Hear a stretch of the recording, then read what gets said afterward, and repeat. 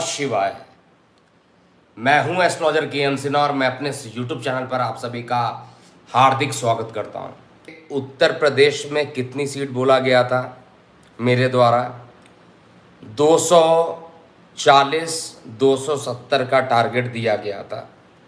और अगर आप अभी देखिएगा, जो मैं टेलीविज़न स्क्रीन पे भी देख रहा हूँ, 274 का ये आंकड़ा आया है। तो 240 और 270 के बीच का जो ये आंकड़ा दिया गया था वो एग्जैक्टली सही आया है। और एक बार पुनः एक और प्रिडिक्शन यहाँ पर सही हुई है। और निश्चित रूप से ये एक बड़ी जीत है। ये बड़ी जीत इसलिए भी है क्योंकि इसमें मैंने चैलेंज भी लगाया था। इसके लिए भी ये जीत मुझे अपनी पूरी लाइफ में याद रहेगा। इससे पहले जब मेरे 15,000 के आसपास सब्सक्राइबर थे, उस समय लोकसभा चुनाव में भी मैंने चैलेंज लगाया था कि अगर लोकसभा चुनाव की भविष्यवाणियाँ गलत होती है, बीजेपी अगर वहाँ पर 300 से कम सीट पाती है, 270 300 का आंकड़ा उस समय दिया गया था कि अगर इससे कम होती है तो मैं अपने चैनल को डिलीट कर दूंगा। ये 2019 के लोकसभा चुनाव में जो लोग मुझे लगातार फॉलो करते हैं, उस समय भी मैंने यही चीज़ बोला था। उस समय दो बातें मैंने उल्लेख किया था और उसमें बोला था कि मैं तो गलत होने पर ये काम करने वाला हूँ, आप गलत होने पर क्या करेंगे। उस पर बहुत सारे लोगों का केवल कमेंट आया था, लेकिन हिम्मत किसी के अंदर नहीं थी कि चैलेंज को स्वीकार कर पाते। लेकिन आज जब 2 लाख के आसपास परिवार बढ़ गया है, 1,80,000 के करीब सब्सक्राइबर हैं, उस पर भी एक बड़ा रिस्क लिया और उस पर भी कैलकुलेटिव प्रिडिक्शन किया गया। तुक्का नहीं मारा गया। एक चीज़ याद रखिएगा, अगर तुक्का होता है तो वो एक बार तुक्का सही होता है, 2 बार तुक्का सही होता है। अगर 50 बार अगर आप कह रहे हैं और वही बात एक के बाद एक सत्य हो रही है, तो इसको तुक्का नहीं कहा जाता है, इसको कैलकुलेटेड प्रिडिक्शन कहा जाता है। ये मैं पहले भी कहा था और सारी प्रिडिक्शन जो थी वो लगातार सही हुई है। इस चुनाव के बारे में अगर बात किया जाए, क्या क्या कहा गया था, ये सभी चीज़ें मेरे पास ऑलरेडी रिकॉर्डेड किया हुआ है और उस रिकॉर्डिंग को भी मैं यहाँ पर सुनाना चाहता हूँ आप लोगों को।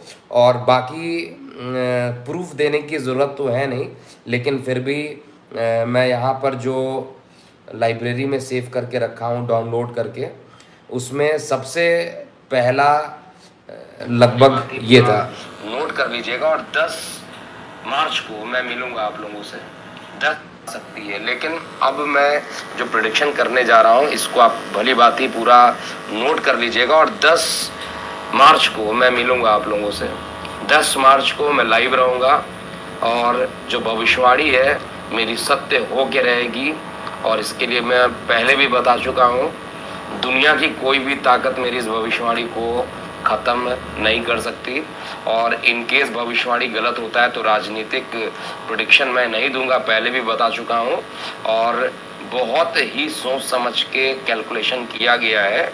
और तो ये तब की रिकॉर्डिंग है जिसमें लगभग 7 से 10 लाख लोगों ने इस वीडियो को देखा था और उस समय ये पूरी प्रेडिक्शन दी गई थी और इस प्रेडिक्शन के लिए सारी चीज़ें बताई गई थी। इस में गोवा के लिए भी बोला गया था। गोवा और उत्तराखंड की भी रिकॉर्डिंग मेरे पास है और गोवा और उत्तराखंड में क्या चीज़ बताया गया था उसको भी मैं यहाँ पर इस वीडियो के माध्यम से, क्योंकि एक प्रूफ एक जगह पर रहता है तो ज़्यादा बेटर रहता है हमारे लिए भी और आपके लिए भी। तो गोवा और उत्तराखंड में किसकी सरकार बनेगी, तो अगर अभी तक का देखा जाए, मणिपुर की मैंने गणना नहीं की है, तो इसमें मैंने अगर किया हुआ उत्तराखंड के लिए वो सत्य होती है या नहीं होती है, लेकिन जो मैंने कैलकुलेशन किया हुआ उत्तराखंड के लिए, भारतीय जनता पार्टी के चार्ट जो है काफ़ी अच्छे हैं। साथ में अगर मैं गोवा के चुनाव की बात करूं तो गोवा में भी भारतीय जनता पार्टी आ रही है।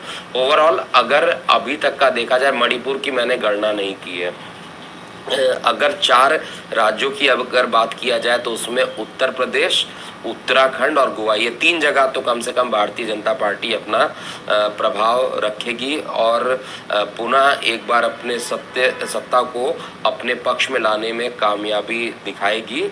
और उत्तराखंड में जिस तरीके से बोला जा रहा है कांटे का टक्कर होगा, ऐसा कांटे का टक्कर वहाँ पर आपको देखने को नहीं मिलेगा। भारतीय जनता पार्टी पूर्ण बहुमत के साथ वहाँ पर आएगी या उसकी सरकार वहाँ पर बनना।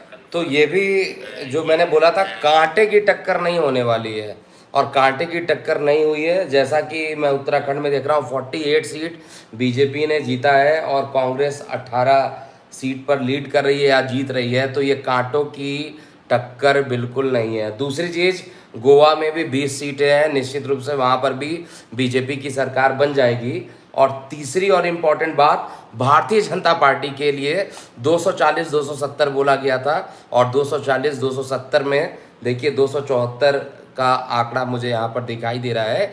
एक एक भविष्यवाणी यहाँ पर सत्य हुई है और यहाँ पर केवल अपडेट करने के लिए मैं आया हूँ। मैं कैलकुलेशन करता हूँ, कैलकुलेशन करने के बाद उसकी एक्यूरेसी को भी चेक करना ज़रूरी होता है। इसी चीज़ के लिए जब मैं पर्सनल कंसल्टेशन देता हूँ तो उसमें मैं फॉलोअप्स रखता हूँ। जैसे आप कंसल्टेशन लेते हैं तो उसमें 4 फॉलोअप 3 फॉलोअप आपको मिलता है। फॉलोअप इसीलिए रखा जाता है कि जो बताया गया वो सही हुआ या नहीं हुआ, उसको चेक करने के लिए। उसी तरीके से जब भी कभी राजनीतिक प्रेडिक्शन दी जाती है तो उसमें वो प्रेडिक्शन सत्य होती है या असत्य होती है, उसको भी देखा जाएगा।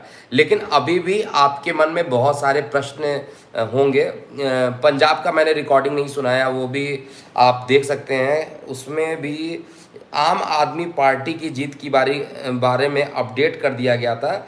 जब भगवंत मान आए थे तो उस समय मैंने इस चीज़ को मिलाकर एक चीज़ तो कंफर्म हो गया कि सिंगल लार्जेस्ट पार्टी है। लेकिन हाँ, ये गोचर है वो बहुत ज़बरदस्त बनी हुई है। और साथ में आम आदमी पार्टी की कुंडली अरविंद केजरीवाल की अगले 5 साल तक मैं पहले ही भविष्यवाणी कर चुका हूँ।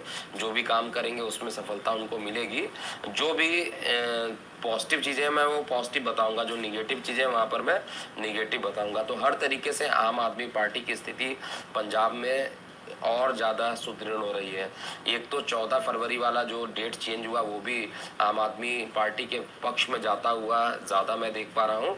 और दूसरे जो अभी अपडेट आया है, भगवंत मान जी जो वहाँ पर सीएम उम्मीदवार बने, ये दोनों ही चीज़ मिलाकर एक चीज़ तो कंफर्म हो गया है कि सिंगल लार्जेस्ट पार्टी आम आदमी पार्टी बन सकती है। और इसका परिणाम क्या होगा, यहाँ पर सिंगल लार्जेस्ट पार्टी आम आदमी पार्टी के बारे में बोला गया था, तो ये निश्चित रूप से इस पर भविष्यवाणी सारी सत्य हुई है।